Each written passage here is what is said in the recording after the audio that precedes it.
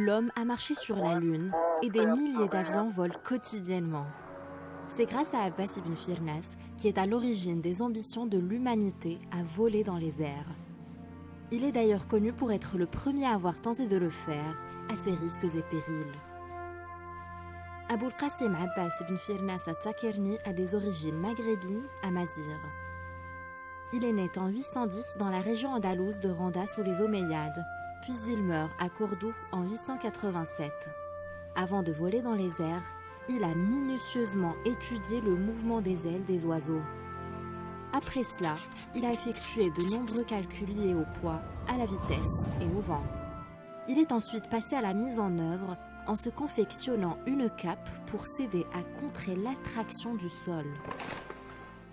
La première tentative humaine de vol a été menée à Al-Andalus par Abbas ibn Firnas et Ibn Wardas, qui étaient aussi adeptes de la philosophie, un grand poète et un éminent écrivain. En bon chercheur, il tenta de voler depuis de hautes altitudes à plusieurs reprises, jusqu'au jour où il se blessa dangereusement en tombant sur son postérieur. Il a innové pour faire envoler son corps, habillé en plumes et en soie. Pensant avoir réussi, il est monté haut pour être projeté bien loin, tombant sur une longue distance, cassé. Tentant une nouvelle fois de voler, il est tombé en se blessant. Mais en fait, la raison de son échec est qu'il n'a pas tout de suite réalisé l'importance de la queue d'oiseau dans l'atterrissage. Malgré l'échec de ses expériences, il a inspiré beaucoup de connaisseurs qui se sont préservés dans leur envol jusqu'à ce qu'ils fabriquent des avions et conquièrent même l'espace. Cela dit, la renommée d'Abbas ibn Firnas n'était pas uniquement liée à sa tentative de voler.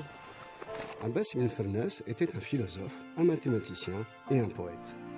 Dans le sud d'Al-Andalus, c'est un génie de la chimie. On lui doit notamment l'invention du verre à base de poussière de pierre.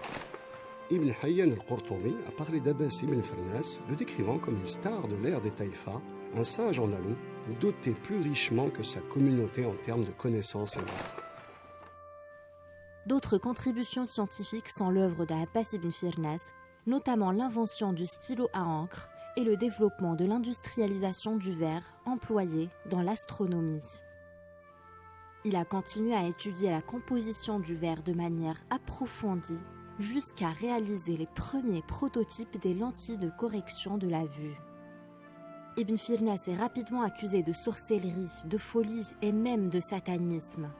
Une fois arrêté, il est traduit en justice à la mosquée de Cordoue. La partie la plus douloureuse de la vie d'Ibn Firnas fut son célèbre procès pour hérésie et dépravation. Par ses recherches scientifiques et ses inventions inédites, ce savant unique suscita le doute chez les religieux, voire une certaine jalousie et même de la stupéfaction.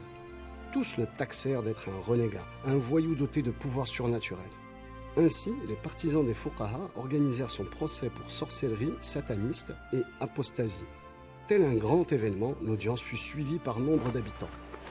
Finalement, le savant est acquitté par le juge Ibn Aswad des charges retenues contre lui. Le juge ne fut pas emballé par ces absurdités. Il ne se trouva aucune compétence pour y trancher.